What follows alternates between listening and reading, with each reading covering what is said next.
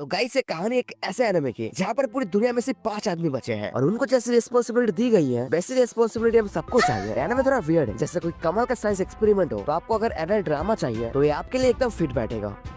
तो एपिसोड की शुरुआत में हम देखते हैं कि एक लड़का जिसका नाम रीटो है उसे एक लड़की कुछ दिखाने के लिए ले जा रही थी। वो उसे कमरे के बाहर रोकती है जिसकी दीवार पूरी तरह शीशों की बनी हुई थी। वो लड़की रीटो से कहती है कि दीवार की उस तरफ तुम्हारा बेसब्री से इंतजार कर रहे हैं। वो ये सुनकर बुरी तरह चौंक जाता है क्योंकि ये दुनिया अभी पहले जैसी नहीं रही। ये साल है 2040 जहाँ दुनिया की टेक्नोलॉजी बहुत एडवांस हो चुकी है। लोगों को कामकाज का कोई प्रेशर नहीं है, सारी दुनिया एआई से चल रही है। अभी कहानी कुछ समय पहले शिफ्ट होता है। रीटो एक आम लड़का था जो कि एक डॉक्टर बनना चाहता था, लेकिन वो खुद एक बीमारी का शिकार हो जाता है। फिलहाल इस बीमारी का कोई इलाज नहीं है, लेकिन कोल्ड स्लीप की टेक्नोलॉजी से वो बच सकता है, जिसे वे हाइबरनेशन कहते हैं। जब तक उसकी बीमारी का इलाज नहीं मिल जाता तब तक लगभग 5 साल उसे हाइबरनेशन में रहना होगा। अपने आखिरी दिनों में वो अपने क्रैश को अपनी मन की बात बोल देता है, लेकिन वास्तव में रीटो चाहता है आईसीसी उसका 5 सालों के लिए इंतजार करे। लेकिन उसे इसमें डाउट है कि आईसीसी उसके लिए वेट करेगा या नहीं। अब उसे कोल्ड स्लीप के लिए तैयार होना है। रीटो के साथ उसका बड़ा भाई रियू और उसकी छोटी बहन मारू भी उससे मिलने आती है, लेकिन थोड़ी देर में वह आईसीसी भी आ जाती है। शायद वो भी रीटो को चाहने लगी है। खैर इसका आंसर तो हमें बाद में पता चल ही जाएगा। वो उसे देखकर काफी रिलीफ फील करता है। वो उसे अपना लॉकेट उतार कर देता है और निश्चित होकर हाइबरनेशन में चला जाता है। जब रीटो की आंखें बंद होने लगती है तब उसे आइरिस की आखिरी जवाब सुनाई देती है, जब वो उसे कह रही थी मैं तुम्हारा इंतजार करूंगी।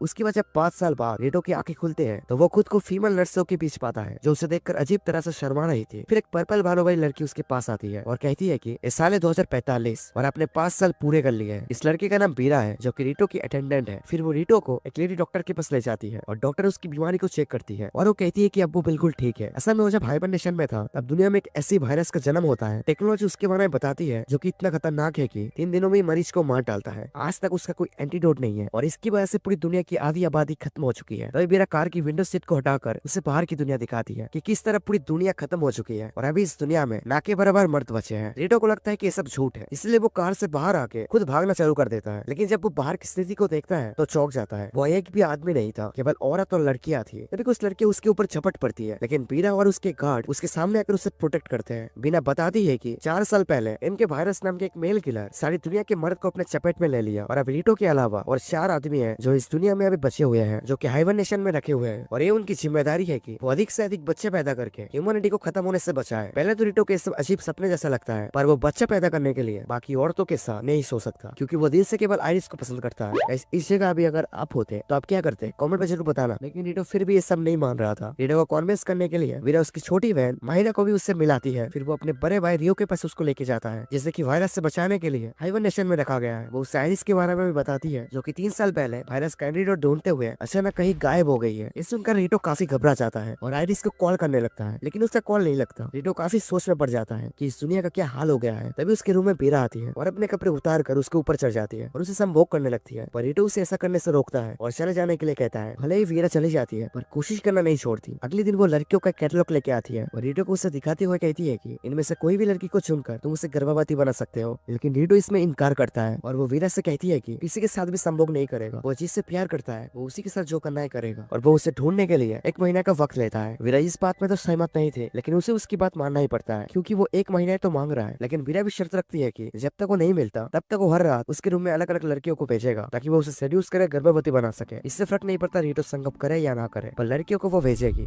इसके बाद सीन शिफ्ट होता है। दूसरी से निकाला हुआ पहला लड़का जो कि जीएसएम नंबर 1 भी कहते हैं, वो इस मौके का खूब फायदा उठा रहा था। वो उन 500 लड़कों में से सबसे पहला लड़का था जिसे कोल्ड स्लीप से जगाया गया है। वो दिन में 10 या उससे ज्यादा लड़कियों के साथ होता है। अपने फेवरेट एक्ट्रेस को भी संभोग के लिए बुलाया करता था। वो अपने सपनों को जी रहा था। जब क्यूजी रीटो से मिलता है तो वो उसके साथ दोस्तों जैसा व्यवहार करने लगता है। वो ये यकीन नहीं करता कि रीटो इतने अच्छे मौके का फायदा नहीं उठा रहा। शाम को जब रीटो नहा रहा होता है तब एक लड़की जिसका नाम अकाने है वो नहाते हुए रीटो को सेड्यूस करने लगती है। रीटो इस प्रेशर को संभाल नहीं पाता और वहीं पर बेहोश हो जाता है और जब उसकी आँख खुलता है तब वो खुद को अपने बेड पर पाता है जहाँ उसके सामने अकाने ड्रंक होकर पड़ी हुई थी। दोनों लड़कियां ही आज रात उसके साथ सोने वाले हैं। वास्तव में बीरा ने अपनी माइंड चेंज कर लिया है। वो लड़कियों को भी नहीं बेचेगा। उसने जिन लड़कियों को उसके पास भेजा था उसमें से एक उसकी नर्स थी और दूसरी उसकी बॉडीगार्ड थी। अगले दिन वीरा, रीटो, अकाने और सुई आइरिस की पुराने लेबोरेटरी में जाते हैं ताकि वो उसका पता लगा सके। वो लोग वहाँ छानबीन कर ही रहे थे तभी बहुत छुपी एक औरत उनके ऊपर एक जिंदा भालू को छोड़ देते हैं। वो भालू उनके ऊपर अटैक करता है पर सुई जो की रीटो की बॉडीगार्ड है वो एक ही सुपर किक से भालू को अचीत कर देती है। आइरिस की कोई भी एविडेंस ना मिलने पर रीटो डिसाइड करता है कि वो उसके अधूरे काम को पूरा करेगा और एम के वायरस का इलाज ढूंढेगा। वो एक न्यूज चैनल से इसका ऐलान भी करता है। उसके लिए एक खतरा भरा स्टेप था क्योंकि जिसने भी एम के वायरस की कोर को ढूंढने की कोशिश की है वो किसी न किसी तरह गायब हो गए हैं। तभी टेडी बेयर से एक रिपोर्टर मैसेज मिलता है जहाँ आयरिस कहती है कि एमके वायरस वास्तव में जानबूझकर बनाया गया है, ये मानव निर्मित एक बायोलॉजिकल वेपन है। इससे उनका रीटो चौंक जाता है और इस बात को अपने तक रखने का डिसाइड करता है क्योंकि उसे किसी पर भी विश्वास नहीं है। शाम को जब वो बीरा से मिलता है तब वो उससे माफी मांगता है कि उसने बच्चे पैदा करने के काम से इनकार कर दिया था, लेकिन वो उससे कहता है कि बेटर सोल्यूशन ये है कि वो वायरस की कोर को ढूंढे और इसे जड़ से खत्म कर दे। तभी हमें एक जेवन काउंसिल की मीटिंग दिखाई जाती है। इनकी बातों से ऐसा लगता है कि दुनिया को ऐसा बनाने के पीछे इनका ही हाथ है। उन्हें रीटो को कचरा जैसा लगता है, इसलिए वो डिसाइड करते हैं कि अब वो अपने अगले आदमी को रिवाइव करेंगे, जो कि इतादोरी सोता, एक हाई स्कूल में पढ़ने वाला इंट्रोवर्ट लड़का है। उसे उसके क्लासमेट्स काफी बुली करते थे क्योंकि वो थोड़ा सा अलग था। उसके कोई दोस्त भी नहीं थे, वो केवल अपने बहन भाइयों और अपने म्यूजिक टीचर के करीब है। और रीटो की तरह ही सोटा को भी एक बीमारी थी जिसके इलाज की वजह से उसे भी कोल्ड स्लिप में रखा गया था। 5 साल बीतने के बाद उसे इस नई दुनिया में जगाया जाता है। उसकी अटेंडेंट है कोरिन, वो उसे एम के वायरस और दुनिया में घटी बाकी सारी जानकारी देती है। वो उसे उसके ओल्ड स्कूल में ले जाती है। सोटा पहले तो घबरा जाता है, फिर सोचता है कि उसे बुली करने वाले अब यहाँ नहीं है और इसलिए वो निश्चित होकर स्कूल जाता है। लेकिन उसके स्वभाव में कुछ ज्यादा परिवर्तन नहीं होता। उसकी टीचर उसे देखकर काफी खुश होती है, इतनी खुश की रात को वो उसके कमरे में चली जाती है और खुद को उस पर समर्पित कर देती है। फिर दोनों कई रात साथ में बिताते हैं। अब वो स्कूल में कई लड़कियों से बातें करने लगा है, पर उसका दिल अपना टीचर खुश जाता है। या कोरिन अपने सीनियर्स को रिपोर्ट देती है कि नंबर 3 यानी कि सोता अच्छी तरह से अपने काम में लगा हुआ है। सोता अभी इस नई दुनिया में पूरी तरह से सेट हो गया है। एक रात कोरिन उसके रूम में निशु इसी नाम की एक लड़की को भेज देती है। एक काफी रिच फैमिली से है। सोता की पूछने पर निशु अशी कहती है कि उसकी कमरे की एसी बंद पड़ा है और इसलिए उसने उसे रूममेट के तौर पर सोता के कमरे में भेज दिया है। वास्तव में सब कोरिन की एक चाल है ताकि सोता और भी लड़कियों को प्रेग्नेंट बना सके। निशियाशी जो इतनी अमीर है कि वो खुद से अपने कपड़े भी नहीं निकाल सकती, वो अपने कपड़े उतारने के लिए सोता से मदद मांगती है। सोता ना चाहते हुए भी ये सब करता है क्योंकि उसे भी लगता है कि वो अपने टीचर को छोड़ किसी और के साथ प्यार नहीं कर सकता। लेकिन इन चीजों को देखकर उसके मन में तो गलत विचार आ ही रहे थे। वो अपने टीचर को बताती है कि उसकी गैर हाजिरी में कोई और लड़की उसके कमरे में सोने आ रही है। इसके जवाब में टीचर कहती है कि उस पर तो सबका हक है। इस बात को सोता सुनकर काफी रिलैक्स फील करता है, शायद वो यही सुनना चाहता था। उसके बाद निशियाशी उसके बेड पे आती है और कहती है कि उसे अकेले सोने में डर लगता है और सोता इन सब कुछ ज्यादा लंबा नहीं खींचता। पहले तो उनके बीच कुछ बात होती है लेकिन आखिरकार उनका संभोग हो ही जाता है। जब टीचर वापस आती है तब सोता अपने किए पर उससे माफी मांगता है और टीचर ना चाहते हुए भी फिर उससे कहती है कि उस पर तो सबका हक है। सोता को ये सब स्ट्रेंज लगता है क्योंकि यहाँ कोई भी किसी भी बात पर उसका गुस्सा नहीं होता और सब उसके करीब आना चाहते हैं और उससे लगता है कि कुछ तो गलत हो रहा है। और कोरिन से सच्चाई जानना चाहता है कि उसके साथ एक्सपेरिमेंट तो नहीं हो रहा और ये सब झूठ तो नहीं है। कोरिन सच्चाई बताते हुए कहती है कि वास्तव में उसे सिचुएशन से कंफर्टेबल बनाने के लिए स्कूल का नाटक किया गया है ताकि वो अधिक से अधिक लड़कियों से जुड़ सके और पॉपुलेशन को बढ़ाने में मदद कर सके। इसे प्रूफ करने के लिए वो उसे उसके क्लासरूम में ले जाती है और सभी लड़कियों को कपड़े उतारने के लिए कहती है और सभी झट से अपने कपड़े उतार देती है। तभी शिफ्ट होता है। इधर काउंसिल के मेंबर्स को लगता है कि नंबर 2 अभी भी किसी के साथ संभोग करने के लिए राजी नहीं है और उन्हें लगता है कि उसकी अटेंडेंट बीरा अपना काम ठीक से नहीं कर रहा और इसीलिए वो डिसाइड करते हैं कि वो बीरा को अपने अटेंडेंट की पोजीशन से निकाल देंगी। इधर आधा महीना बीत चुका था पर रीटो के रिसर्च में कोई प्रोग्रेस नहीं हो रहा। जब वो काम के बाद अपने ऑफिस से बाहर आता है तब उसकी मुलाकात डॉक्टर मारिया से होती है जिसने की लैब सूट के अलावा अंदर से कुछ नहीं पहना था। रीटो को देखकर घबरा कर बहुत से वो भाग जाती है। अभी रीटो को अपने नए अटेंडेंट रिया किटोगिरी मिलती है। रिया किटोगिरी बाकी लड़कियों से अलग है और ऐसा लगता है कि वो लड़कों से नफरत करती है। वायरस के रिसर्च के मामले में केवल सिटी की ओर जाने की बात करती है। वे वही सिटी है जहाँ सबसे पहले एमके वायरस फैला था। वो उस औरत का इंटरव्यू होने लगते हैं जिसका पति सबसे पहले वायरस का शिकार हुआ था। वो पहले कुछ भी बताने से पहले इनकार करती है क्योंकि उसे उन पर विश्वास नहीं था। उनके वहां से जाने के बाद हमें पता चलता है कि वो आयरिस के कांटेक्ट में थी जो खुद को भी दूसरों से छुपा रही थी। इसके बाद वीरा इस शख्स से मिलने के लिए आती है। वो उस रीटो के बारे में बताती है कि वो अपने प्यार की तलाश में है और अब तक उसने किसी भी लड़की के साथ रिश्ता नहीं बनाया है क्योंकि वो मानता है कि इस दुनिया को संभोग करने नहीं बल्कि वायरस का कट ढूंढ के ही बचाया जा सकता है। ये सब सुनकर अनागोनी को उन पर विश्वास होने लगता है और वो सारी बात बताने के लिए तैयार हो जाती है। लेकिन उसी रात कोई उसे इंजेक्शन देकर उसकी अवस्था को और अधिक खराब कर देता है और असल में इसके पीछे कोई है जो असल में नहीं चाहता कि रीटो और उसके ग्रुप को तानागुची से कुछ भी जानकारी हासिल हो। तानागुची के कोमा में जाने के बाद रीटो की रिसर्च में मुश्किल और ज्यादा बढ़ गई थी। लेकिन तानागुची ने कोमा में जाने से पहले ही उसने अपने और अपने हस्बैंड की फोटो रीटो को देने के लिए कहा था। उसके बाद रीटो और उसके ग्रुप डिसाइड करते हैं कि वो उस हॉस्पिटल में जाएंगे जहाँ एमके वायरस के फर्स्ट पेशेंट को रखा गया था। वे बहुत जाते हैं लेकिन वहाँ उन्हें कुछ नहीं मिलता। किसने सारे एविडेंस पहले से ही साफ कर दिए थे। दूसरी तरफ क्यूजी सोता की तरह ही अपनी लाइफ को लड़कियों के बीच मजे से एंजॉय कर रहा था लेकिन एक ही चीज करते करते अब वो बोर हो गया था और इसीलिए वो अपने अटेंडेंट के साथ रास्ते पर चलते हुए किसी भी लड़की को चुनकर उसके साथ संभोग बनाने की सोचता है। रास्ते में वो जिस लड़की को चुनता है वो माहिरो है जो कि रीटो की बहन है। इधर रीटो की ग्रुप को उस हॉस्पिटल में कुछ न मिलने के कारण वो बहुत से वापस जाने लगते हैं। शहर से वापस जाते समय रीटो नोटिस करता है कि उसका सेंसर नाउ की फोटो पर रिएक्ट कर रहा है। वो उस फोटो को स्कैन करता है और पाता है कि उसमें एमके वायरस का इनकम्प्लीट ब्लूप्रिंट था और इससे वो श्योर हो जाता है कि इस वायरस को सचमुच किसी ने जानबूझकर बनाया है। अब क्योंकि ये ब्लूप्रिंट इनकम्प्लीट था तो रीटो उस रिसर्च इंजीनियर के द्वारा अपने रिसर्च को आगे बढ़ाने की सोचता है। जब वे अपने शहर वापस लौटते हैं तो क्यूजी की अटेंडेंट रीटो को क्यूजी के रिक्वेस्ट के बारे में कहती है कि वो माहिरो के साथ संभोग बनना चाहता है। माहिरो और रीटो दोनों इस पर बिल्कुल बिल्कुल सहमत नहीं थे, जिसके बाद क्यूजी रिटो के सामने हाथ जोड़ने लगता है। इस बात पे रिटो उससे कहता है कि माहिरो अभी केवल 16 साल की है, लेकिन क्यूजी रिटो की कोई भी बात नहीं सुन रहा था। वो हाथ जोड़कर उससे भीख मांगते हुए कहता है कि वो माहिरो को सच्चे दिल से प्यार करता है। रिटो उसे अब आगे समझा नहीं पाता और आखिरकार वो माहिरो के साथ उसका एक लंच डेट फिक्स कर देता है और ये डेट क्यूजी के ऊपर ही भारी पड़ जाता है क्योंकि माहिरो उसे रिजेक्ट कर देती है। इसके बाद सीन शिफ्ट होता है। जब रिटो नहा रहा होता है तब अकाने और माहिरो उसके बाथरूम में घुस जाती है। वो घबरा जाता है, लेकिन बोबा उससे मस्ती करने नहीं आई थी। वो उससे कहती है कि वो उसके काम में उसका साथ देना चाहती है। वे आगे कहती है कि जिन्होंने भी इस वायरस के कोर को ढूंढने की कोशिश की है वो या तो खो गए हैं या फिर उन्हें मार दिया गया है। असल में गवर्नमेंट ही नहीं चाहती कि कोई भी इस वायरस का कोर को ढूंढ पाए और उनका यहाँ इस तरह आने का कारण है कि कोई इसे सुन ना ले। इसे सुनकर रिटो सतर्क हो जाता है। अगले दिन रिटो, मारिया, अकाने और सुई शहर के एक बंद पड़े जगह पर अपना एक रिसर्च बेस बनाते हैं। मारिया अपने खुफिया सोर्स द्वारा गवर्नमेंट के क्वार्टर से जरूरी दस्तावेज को निकाल लेती है ताकि उन्हें एमके वायरस की इन्वेस्टिगेशन में मदद मिले। वे वह पाते हैं कि एमके वायरस के कोई वायरोलॉजिस्ट को एमके सिटी में उसी बंद पड़े हॉस्पिटल में एडमिट कर दिया गया है। रिटो के लिए एक अच्छी खबर है। इधर सोता अब सभी के साथ अपना प्यार बांटने में लग चुका है। लड़कियों में लॉटरी होती है कि कौन उसकी रूममेट बनेगी। पूरी सप्ताह के लिए इस बार लॉटरी जीता है रिका यानागी ने। वो बहुत ही फ्रैंक लड़की है, जिस कारण सोता उससे कंफर्टेबल नहीं होता और बहुत से भाग जाता है। वे सीधा उसी जगह चला जाता है जहाँ पहले वो बुली करने वाले लड़के से बचकर छुपता था। तभी वह एक और लड़की आती है जिसका नाम सुनका था। वो भी बुली से बचने के लिए आकर छुपी थी। ये दोनों एक दूसरे के साथ बातचीत करते हैं। उनमें आपस में काफी समानताएं दिखती है। भावनाएं अधिक उद्भिद होने के कारण आखिर में उन दोनों का संभोग हो ही जाता है। इसके बाद सोता उसे अपने कमरे में ले जाता है जहाँ रिका पहले से ही मौजूद थी। दोनों लड़कियों की भी सोता को लेकर लड़ाई भी हो जाती है, लेकिन सोता को सब अच्छा नहीं लगता। उसे महसूस होता है कि वो बाकियों के लिए खिलौना बन चुका है। वो अपने टीचर मिस यूजुकी को कॉल करता है। वो उससे कुछ एडवाइस चाहता है पर वो उसका कॉल नहीं उठाता। सोता खुद को अकेला महसूस करता है। अगले दिन वॉलीबॉल कोर्ट में उसकी मुलाकात अकीरा से होती है। एक बार गलती से अकीरा का बॉल सोता को लग जाती है, जिसकी वजह से वो शर्मिंदा थी। वो उससे माफी मांगते हुए सडूस करने लगता है और सोता उसके बड़े बड़े बलून के बीच खुद को रोक नहीं पाता और उसे खुशी के पल दे ही देता है। अगले दिन किरण कहती है कि लॉटरी सिस्टम से सभी लड़कियों का भला नहीं हो रहा और इसमें सबको मौका मिलना चाहिए और सबको मौका नहीं मिल पा रहा, और इसलिए वो डिसाइड करते हैं कि अब से लड़कियां सर्वेंट के रूप में सोता की मदद करेंगी और पेमेंट के रूप में सोता उन्हें एक एक किस देगा। रिका को किस करते हुए सोता के हाथ में खरोच लग जाता है, जिसके लिए उसे नर्स ऑफिस में ले जाया जाता है। नर्स भी काफी कामुक रूप से उसका इलाज करती है। सोता की देखभाल करने के लिए कैरन आरिका को उसके साथ रहने के लिए कहती है। इसके बाद वे तीनों सोता के साथ काफी बेहतरीन पल बिताते हैं। इसी तरह दिन बीतने लगते हैं और धीरे धीरे सोता भी सेक्सुअली काफी एग्रेसिव हो जाता है। एक दिन सियोन नाम की एक लड़की स्कूल में ट्रांसफर होकर आती है। वो पहले भी स्कूल में पढ़ चुकी है। जब सोदा को लड़के बुली किया करते थे तब वो उस बुली शो को काफी एंजॉय करते थे और सोदा को काफी बुरा फील कराती थी। पर अब जब वो वापस आई है तो वो सोदा के साथ संभोग बढ़ना चाहती है। उसे देखकर सोदा को पुरानी बातें याद आने लगती है और वो उसे पूरी तरह से इग्नोर कर देता है। सोदा कैरन से कहता है कि उसको सियोन का यहाँ रहना बिल्कुल पसंद नहीं है। इस पर कैरन उससे कहती है कि सियोन एक एक्ट्रेस बनने की कोशिश कर रही थी, लेकिन एमके वायरस की वजह से उसका सपना अधूरा रह गया। अब वो तभी एक्ट्रेस के रूप में चुनी जा सकती है अगर वो तुम्हारे साथ संभोग करने में सफल होगी। अब वो पूरी तरह से तुम्हारी दया पर है। इस सुनकर सोदा खुश हो जाता है और बदला लेने की सोचता है। वो उसे ह्यूमिलेट करने लगता है और क्लास में अंडरवियर लगाकर आने के लिए कहता है और इसी तरह रहने के लिए कहता है। तभी वो उसके साथ संभोग बनाएगा। सारी लज्जित होते हुए भी उसके बोले हुए सारी चीजों को करती है। बाद में वो बाकी लड़कियों के सामने स्कूल की छत पे उसके साथ संभोग बनाता है। सोता काफी हिंसक होता जा रहा था। वो कैरन को एक और लड़की को उसके पास भेजने के लिए कहती है जो कि एरिसा होती है। एरिसा वही लड़की है जिसने उसके बॉयफ्रेंड के साथ मिलकर एक बार सोता की कुटाई की थी। एरिसा को चेन में बांध कर रखा गया था और सोता उसे चेन से खींच कर टॉयलेट में ले जाता है और उसके घाव को चाटने के लिए कहता है जो कि उसके बॉयफ्रेंड द्वारा उसे दी गई थी। ऐसा ना चाहते हुए भी घाव को चाटने लगती है। सोता अब बिल्कुल बदल चुका है। अब वो पहले की तरह शर्मिला नहीं रहा, बल्कि अब तो वो क्लास के हर लड़कियों के साथ हर वक्त हर जगह अपनी प्यास बुझाने लगता है। इसी बीच एक लड़की जो कि बाकी लड़कियों से थोड़ी अलग थी, सोता अभी उससे अपना प्यास बुझाना चाहता है, लेकिन वो लड़की उसे इनकार कर देती है। एक कहकर कि उसकी शारीरिक अवस्था ठीक नहीं है। बाद में हमें पता चलता है कि असल में वो लड़की एक इन्फॉर्मर है जो कि एरिसा को शोटा की सारी जानकारी प्रोवाइड कर रही थी। वो शोटा को किडनैप करने की फिराक में थे। इधर रीटो और ग्रुप फिर से कैमन सिटी के उस हिरन हॉस्पिटल में तहकीकात करने चाहते हैं ताकि उन्हें एमके वायरस के रिलेटेड कुछ क्लू मिल सके। अभी सुई तरह गलती से हॉस्पिटल की कच्ची दीवार टूट जाती है जहाँ उन्हें हॉस्पिटल का यार्ड डक्ट दिखता है जो कि काफी बड़ा होता है। वो उसके अंदर से आगे बढ़ने लगते हैं। अचानक यार्ड डक्ट टूट जाता है और वो नीचे गिरते हुए अंडरग्राउंड लेबोरेटरी में पहुंच जाते हैं। शायद वे वही लैब है जहाँ एमके वायरस बनाया गया है। इससे पहले कि वो वहाँ इन्वेस्टिगेट करते हैं, उन्हें कुछ हथियारबंद लड़कियां घेर लेते हैं और वो उन्हें मानने ही वाले होते हैं कि तभी एक दूसरा हथियारबंद ग्रुप पहुंच जाता है और रीटो और ग्रुप को उनसे बचा लेता है। इस दूसरी ग्रुप को मिस क्लोई लीड कर रही होती है जो डब अर्थात यूनाइटेड बेमन पीस कीपिंग की एजेंट है। तभी वहाँ बम ब्लास्ट हो जाता है। क्लोई रीटो और बाकी सबको वहाँ से बच निकलने में मदद करती है। इधर क्लोई की असिस्टेंट मिस पप जापानीज स्टूडेंट की काउंसिल मेंबर को अरेस्ट करती है। उनका अनुमान है कि इनके ऑर्डर से ही एमके वायरस को बनाया गया था। ये बम धमाके हॉस्पिटल के साथ साथ और भी कई जगह पर हो रही थी जहाँ पर लड़कों को रखा गया था। सोता के यहाँ भी बम धमाके होते हैं पर वो बच जाता है। असल में बम धमाके एलिसा के टेररिस्ट ग्रुप द्वारा किया गया था ताकि वो लड़कों को अपने कब्जों में ले सके। वो लोग नंबर 4 को, जो कि कोल्ड स्लीप में था, उसे अपने पास ले आने में सफल होते हैं। जब सोता की हॉस्पिटल में आंखें खुलती है तब कैरन उसे बताती है कि टेररिस्ट ग्रुप उसे किडनैप करना चाहते हैं, पर वो असफल हो गए हैं। सोता कैरन से कहता है कि वो इन लड़कियों से बोर हो चुका है और वो उससे पूछता है कि तुम क्यों नहीं मेरे साथ सोने आते। इस बात पे कैरन कहती है कि अगर वो चाहता है तो वो आ जाएगी, लेकिन उसे दुनिया को रूल करने की उसकी मकसद पे उसकी मदद करनी होगी, और सोदा उसकी मदद करने में तैयार हो जाता है। इधर क्लोई का ग्रुप जापान को अपने कंट्रोल में ले लेता है। वो क्यूजी से कहती है कि जब तक टेररिस्ट की गतिविधि को शांत नहीं किया जाता तब तक वो लड़कियों के साथ सम्मुख ना बना है, इससे उसे खतरा है। इस सुनकर क्यूजी गुस्सा हो जाता है। वो शायद लड़कियों के बिना अब नहीं रह सकता, पर वो कर भी कह सकता है। इधर एलिसा का टेररिस्ट ऑर्गेनाइजेशन टेलीविजन कम्युनिकेशन को हैक कर लेता है और उनकी तरफ से एक पॉडकास्ट चलाता है जो अपने ग्रुप को रिवील करते हुए कहती है कि उनका ग्रुप का नाम इजानामी है और वो एक टेररिस्ट ग्रुप नहीं है बल्कि उडल ऑर्गेनाइजेशन का विद्रोही है। वो बताती है कि यूथ के लीडर्स ने ही एमके वायरस को बनाया है ताकि इस दुनिया के सारे आदमी खत्म हो जाए और औरतों का ही शासन हो, लेकिन इजानामी इसके खिलाफ है और वो आदमियों को बचाना चाहती है। वो आगे कहती है कि टैप के लीडर्स बिना आदमी के ही बच्चा पैदा करने की प्रोजेक्ट पर काम कर रहे हैं और अगर वे इसमें सफल हो जाए तब वो बाकी बचे लड़कों को भी मार देगा और इसलिए उन्हें रोकना जरूरी है, और वो सभी जिंदा लड़कों को अपने ग्रुप में शामिल होने के लिए कहती है। इस टेलीकास्ट को देखने के बाद रिटो और बाकी सब क्लोई की चाल को समझ जाते हैं और वो वहां से निकलने की तरकीब सोचते हैं। रिटो अपने रूम में अपना सामान समेटने जाता है, लेकिन वह उसे सोटा और कैरी नहीं मिलते हैं। सोटा पहले से थोड़ा बड़ा और अलग दिख रहा था। असल में उसे टेक्नोलॉजी की मदद से कैरी ने थोड़ा अट्रैक्टिव बना दिया है ताकि वो बाकी लड़कों के सामने थोड़ा अट्रैक्टिव दिखे। रिटो और सोटा के बीच में बातचीत होती है, लेकिन ऐसा लगता है कि दोनों के बीच अब एक दूसरे से अलग थे। फिर रिटो बीरा से मिलता है और उसे उनके साथ वहां से भाग निकलने को कहता है, लेकिन बीरा वहां से तभी जाएगी अगर रिटो उसे संभोग बना ले, और रिटो ऐसा करने से इनकार करता है। तभी वह मिस पाप आ जाती है और उन्हें अरेस्ट कर लेती है। वो रिटो और बाकी सबको अमेरिका ले जाना चाहती है। तभी रियो और मारिया मिस पाप और उनके ग्रुप पर हमला कर देते हैं। वो उन्हें बेहोश कर देते हैं और वो माइरो के फ्रेंड की हेल्प से वहां से भाग निकलने का प्लान बनाते हैं। इधर सोता और कैरन क्लोई से ये डील करते हैं कि सोता उनके पास ही रहेगा और सारे लड़कियों से संभोग भी करेगा, लेकिन इसके बदले कैरन को जापान का रूलर बना दिया जाए। इस बात पे क्लोई मान जाती है। इधर रिटो और बाकी सब इजानामी के भेजे हुए शिप से ताइवान के लिए निकल पड़ते हैं जहाँ इजानामी ग्रुप रहते हैं। मारिया और बीरा रिटो के साथ नहीं जाते और उन्हें गिरफ्तार कर लिया जाता है। शिप ताइवान में लैंड करती है जहाँ रिटो आखिरकार अपने प्यार एलिसा से मिल ही जाता है और एनिमे सीरीज यहीं पर खत्म हो जाता है। और उम्मीद है आपको ये वीडियो अच्छी लगी होगी, और अगर अच्छी लगी है तो एक लाइक कर दीजिएगा और कमेंट में लिख दीजिएगा आपको एनिमे कैसे लगे और आप दूसरे वीडियो किस एनिमे के ऊपर चाहते हो, और अपने दोस्तों के साथ भी बिल्कुल शेयर करना ताकि उन्हें भी ऐसे एनिमे देखने का मौका मिले। और हमसे जुड़ने के लिए चैनल को सब्सक्राइब करें। तो मिलते हैं अपने अगले वीडियो में, तब तक के लिए बाय,